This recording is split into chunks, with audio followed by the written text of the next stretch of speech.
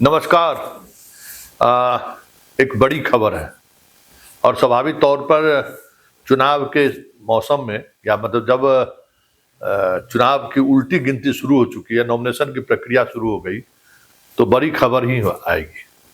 बड़ी खबर यह है कि नीतीश के तीर वाकई निशाने पर लगा और कल तक या आज सुबह तक हनुमान चिराग जिस तरीके से नखरे कर रहे थे, वो सारे के सारे नखरे जो एक दिखाने के लिए एक कहीं न कहीं एक रणनीति के तहत जो कुछ भी हो रहा था, उस रणनीति पर विराम लगा।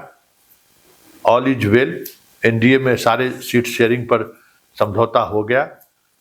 जो खबर है वो खबर ये है कि नीतीश कुमार 105 से 110 के बीच, बीजेपी 100 और 105 के बीच, 20 से 25 के बीच चिराग पासवान, 5 से 8 के बीच जीतन राम मांझी और वही 4 से 5 के करीब उपेंद्र कुशवाहा। हालांकि उपेंद्र कुशवाहा ने उन सीटों को लेकर हमें लगता है कि सबसे कम अगर कहीं मशक्कत करने की जरूरत पड़ी बीजेपी को तो उपेंद्र कुशवाहा को लेकर ही। उपेंद्र कुशवाहा चुप क्यों है? उपेंद्र कुशवाहा ने इस खून का घूंट क्यों पिया है?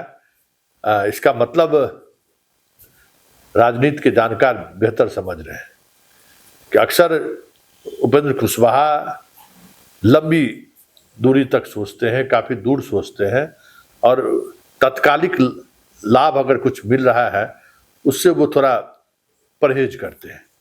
मतलब संकेत साफ है कि उपेंद्र कुशवाहा किसी खास विरासत को लेकर आज भी सजग हैं, सचेष्ट हैं और अर्जुन की तरह आंख कह सकते हैं कि वही टिका हुआ है। आप समझ गए होंगे।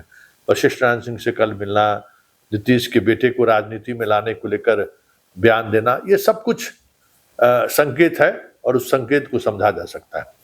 वैसे तमाम सहमति के बाद कल बीजेपी की दिल्ली में कोर कमेटी की बैठक होगी, जेपी नड्डा के आवास पर बैठक होगी जिसमें बीजेपी के तमाम बड़े नेता मौजूद रहेंगे और उस मौजूदगी के बाद फिलहाल ये तय नहीं है कि कल प्रेस कॉन्फ्रेंस दिल्ली में होता है या फिर बिहार में।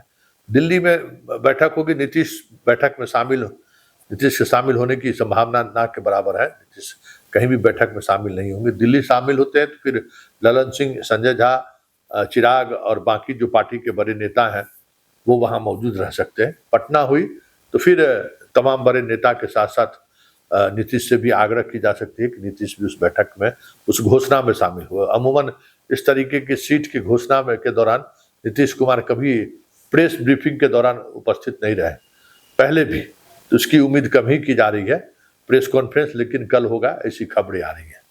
लेकिन सबसे महत्वपूर्ण बात यह है कि सबकी नज़र चिराग के उस 20 से 25 सीटों पर है, वो कौन सा सीट उनको दिया गया है, क्योंकि उसी सीट के सहारे समझा जा सकता है कि हनुमान राम के दरबार में कितने सम्मानित किए गए, किस तरीके का सम्मान मिला हनुमान को, उस सीट के सामने आने से समझ में आ सकता है।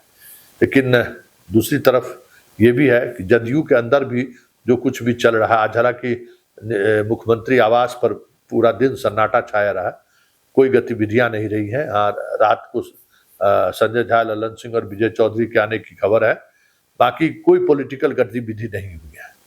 और पॉलिटिकल गतिविधि नहीं होने की वजह भी रही कि सारे सीटों पर लगभग तय हो चुका है। जो 7-8 सीट हैं जिन पर अभी भी सहमति नहीं बन पाई है, उसमें बरबीघा है, सुदर्शन का टिकट कटना लगभग तय माना जा रहा है।